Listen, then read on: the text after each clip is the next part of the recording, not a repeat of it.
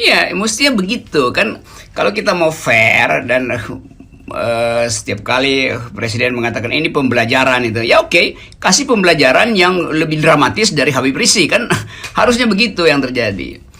Tapi ya udah, itu udah terjadi dan nggak mungkin diulang lagi nih. Ini saya cuma kasih solusi, lain kali siapin dulu uang, baru lakukan citraan supaya gampang. Begitu terdeteksi menimbulkan kerumunan lah, hukum aja langsung di situ dengan membayar denda tuh. Tetapi sebetulnya nanti kalau dipersoalkan, nanti sebetulnya harus ada yang persoalkan. Karena prinsip equality before the law tadi itu, bahwa presiden harus juga diperiksa tuh. Entah siapa yang mewakili presiden, tapi tetap itu peristiwa melanggar undang-undang, kan itu soalnya. Walaupun nanti di dalam perdebatan di pengadilan ya mungkin akan dianggap ya ada alasan pemaaf. Karena ketergesa-gesaan dan antusiasme segala macam itu biasa disebut presiden melakukan itu karena dipaksa oleh keadaan untuk menemui rakyat. Bisa aja nanti ada interpretasi istilah hukum itu overmacht gitu, keadaan memaksa tuh. Sehingga presiden lupa bahwa dia tidak boleh bahkan keluar dari mobil supaya rakyat lihat.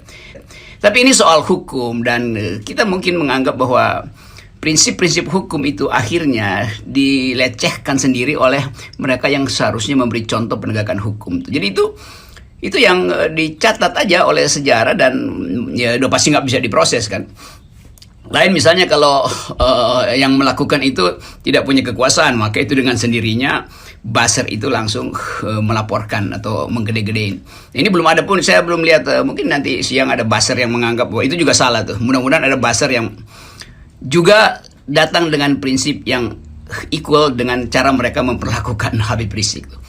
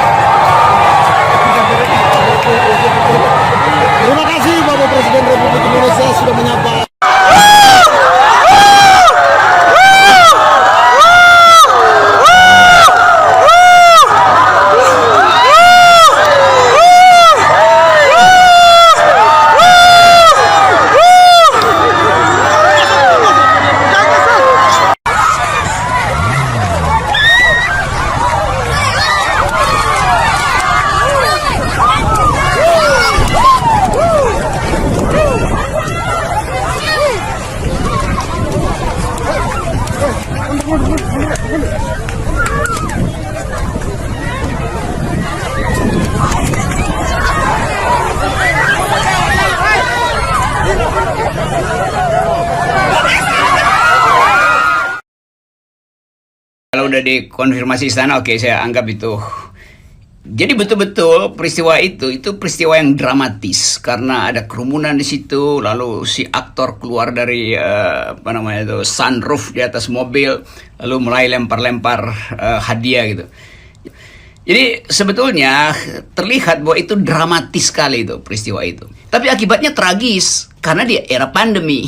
Kalau nggak ada pandemi mah itu betul dramatis buat naikin elektabilitas sang tokoh. Tapi dia jadi tragis karena ada pembandingnya tuh. Nah, saya tadinya saya pikir yang ada di mobil itu yang keluarin kepala itu Habib Rizik seperti peristiwa di bandara tuh. Kan Habib Rizik juga begitu naik mobil tuh.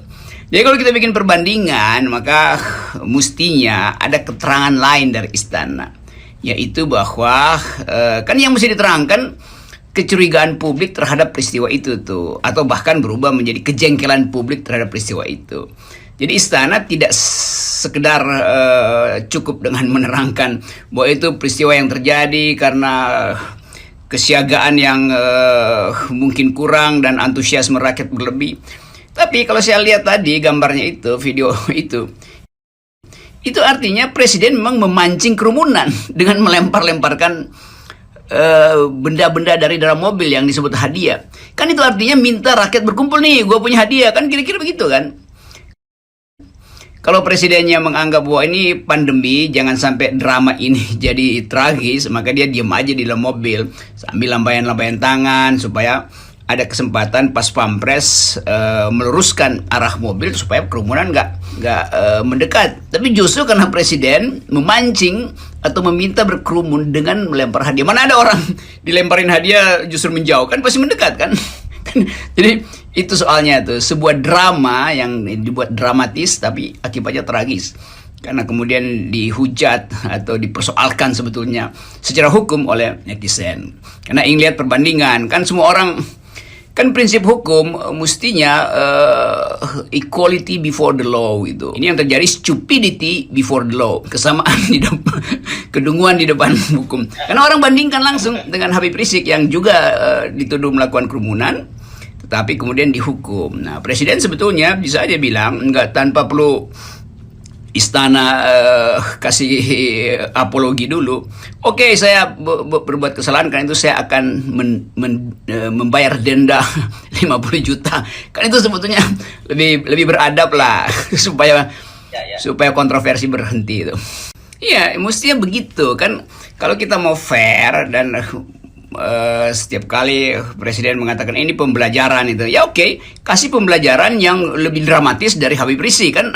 Harusnya begitu yang terjadi. Tapi ya udah, itu udah terjadi dan nggak mungkin diulang lagi nih. Ini saya cuman kasih solusi, lain kali siapin dulu uang baru lakukan citraan supaya gampang.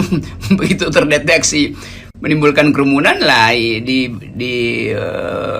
hukum aja langsung di situ dengan membayar denda tuh. Tetapi sebetulnya nanti kalau dipersoalkan, nanti sebetulnya harus ada yang persoalkan, karena prinsip equality before the law tadi itu, bahwa presiden harus juga diperiksa tuh, entah siapa yang mewakili presiden, tapi tetap itu peristiwa melanggar undang-undang, kan itu soalnya. Walaupun nanti di dalam perdebatan di pengadilan ya mungkin akan dianggap ya ada alasan pemaaf karena ketergesa-gesaan dan antusiasme segala macam itu biasa disebut. Presiden melakukan itu karena dipaksa oleh keadaan untuk menemui rakyat. Bisa aja nanti ada interpretasi istilah hukum itu overmacht gitu, keadaan memaksa tuh. Sehingga presiden lupa bahwa dia tidak boleh bahkan keluar dari mobil supaya rakyat lihat. Tapi ini soal hukum, dan kita mungkin menganggap bahwa prinsip-prinsip hukum itu akhirnya dilecehkan sendiri oleh mereka yang seharusnya memberi contoh penegakan hukum. Jadi itu yang dicatat aja oleh sejarah, dan ya udah pasti nggak bisa diproses kan. Lain misalnya kalau yang melakukan itu tidak punya kekuasaan, maka itu dengan sendirinya buzzer itu langsung melaporkan atau menggede-gedein. Ini belum ada pun, saya belum lihat, mungkin nanti siang ada buzzer yang menganggap bahwa itu juga salah tuh. Mudah-mudahan ada buzzer yang juga datang dengan prinsip yang equal dengan cara mereka memperlakukan Habib Rizik tuh. Kan dua-duanya tokoh publik kan, ini kan presiden tokoh publik, Habib Rizik tokoh publik. Saya bayangkan ada seseorang berdiri di gorong-gorong, di depan gorong-gorong, lalu ada orang lain, dia dorong orang itu masuk ke gorong-gorong tuh. Itu yang terdorong ke gorong-gorong dia luka parah, lalu dibawa ke depan hukum itu. Ternyata yang terdorong ke gorong-gorong itu adalah presiden. Orang yang mendorong itu kena delik, yaitu dengan sengaja mendorong presiden itu. Bahkan ada pemberatan karena pejabat negara yang ditindaki oleh si pelaku itu. Tapi di pengadilan terbukti bahwa si pendorong itu dia sakit akal. Dalam hukum namanya sakit akal alias gila. Maka dia dapat alasan pemaaf itu. Dia melakukan tindakan kriminal, tapi dia tidak bisa dipidana karena dia tidak cukup akal untuk mengetahui bahwa itu presiden. Jadi orang gila dimaafkan. Kalau terjadi sebaliknya, presiden mendorong orang gila itu, maka presiden dihukum karena presiden akalnya sempurna tuh. Jadi di dalam hukum ada exception.